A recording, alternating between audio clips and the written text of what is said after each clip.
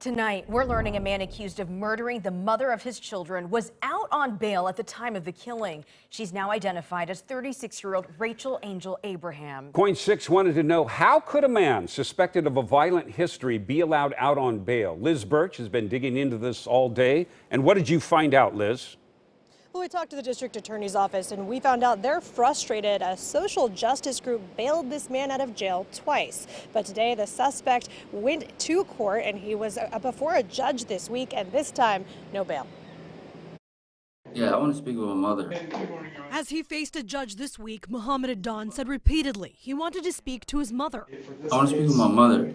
Adan had a long rap sheet leading up to being charged with the August 27th murder of his ex. He was already in jail facing harassment charges. In May, he'd been charged with domestic violence, and in June with strangulation. But according to court documents, quote, on August 20th, 2022, Amanda Trujillo of the Portland Freedom Fund posted bail on the defendant's behalf, end quote.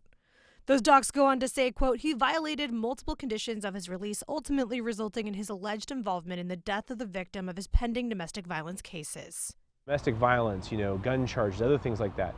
We've seen in Portland many people released.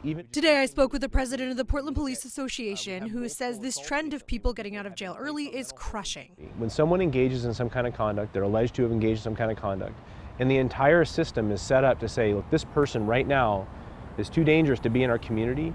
We have to have systems in place to ensure that they stay outside of the community until we can actually process those things. We reached out to the district attorney's office, who said in part, quote, our prosecutors aggressively pursued a high bail amount in this case. Mr. Adan's intent to kill the victim was unambiguous. After the judge set Adan's bail, the Portland Freedom Fund undermined our efforts and the efforts of the court to save the victim's life by using their resources to bail him out, end quote. I asked Portland Freedom Fund why they took on Adan's case. They responded in part by saying in the case of Adan, quote, he was referred to us as a financial provider for two small children with a letter of community support. Along with support he was receiving from the community, we were in contact with Mr. Adan throughout the time between his release and rearrest and did not receive any indications for concern, end quote. But PPA says releasing people with bail funds often has no review process and has a huge impact on public safety. When people are released when they shouldn't be released, they are dangerous to our community, and it is having tragic outcomes. And we saw literally a woman killed in Portland because her abuser was released when even the court and the DA's office said he should not have been released.